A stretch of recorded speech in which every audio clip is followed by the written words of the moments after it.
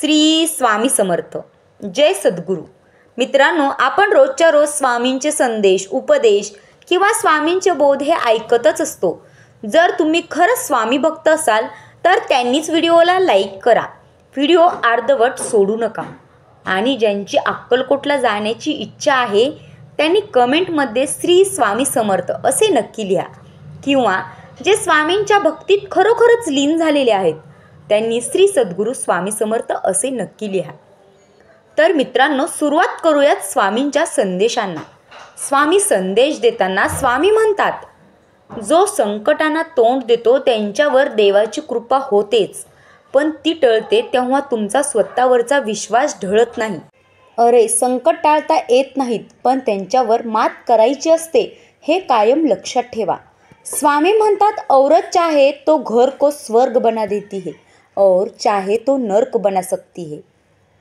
स्वामी म्हणतात, नको त्यात गुंतशील तर नको त्यात अडकशील. अरे, कर भला सो हो भला.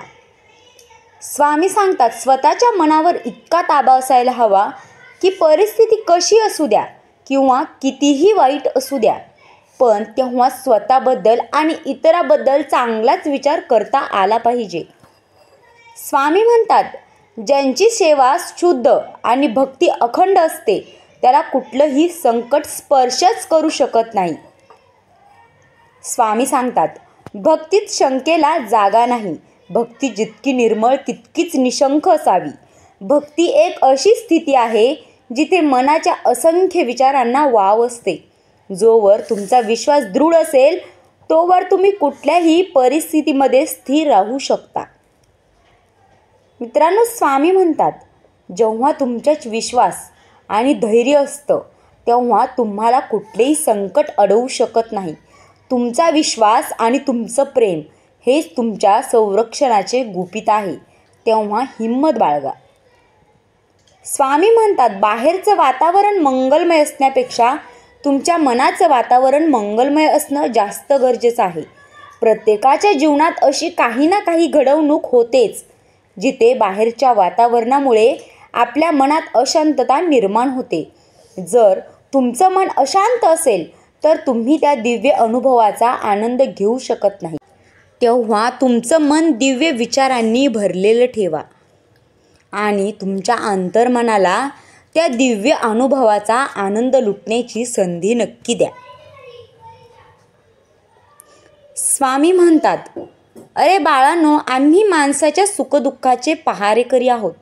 त्यांच्या नशिबाचे, त्यांच्यावर येणाऱ्या संकटांचे, डोळ्यातून येणाऱ्या अश्रूंचे आणि ओठांवर येणाऱ्या हास्यांचे, सगळ्यांचे आम्ही पहारेकरी आहोत. स्वामी म्हणतात, फार कमावून गमावण्यापेक्षा मोजकंच कमावून जतन करणं जास्त महत्त्वाचं आहे. मग तो पैसा असो किंवा माणसं. स्वामी सांगतात, ऊसाच्या कांडांपासून आपण जसे जसे वर जातो तसा तसा तो अधिक मधुर लागतो. त्याचप्रमाणे सज्जनांशी मैत्री अधिक मधुर वाटते आणि दुर्जनांची मैत्री ही त्रासदायक बनते. यापुढे आमच्या संकटाकडे दुर्लक्ष करू नकोस. तू भिवू नकोस. मी सदैव तुझ्या पाठीशी आहे. स्वामी म्हणतात, फळांनी लगडलेल्या आणि सावली देणाऱ्या विशाल वृक्षांचा आपण आश्रय घ्यावा. नशिबाने फळ मिळालं तर उत्तमच, पण फळ मिळालं नाही तरी सावली मात्र नक्की भेटेलच. आयुष्य आशेवर चालतं, निराशेवर नाही. तुझ्या कधी लक्षात येणार? मित्रांनो, सद्गुरू स्वामींचे संदेश, उपदेश आपल्याला जीवनात खूप महत्त्वपूर्ण ठरतात. तुम्हाला जर संदेश ऐकायला आवडत असतील तर प्लीज एक लाईक करा आणि आपल्या बिनधास्त मराठी चॅनलला नक्की सबस्क्राईब करा. धन्यवाद.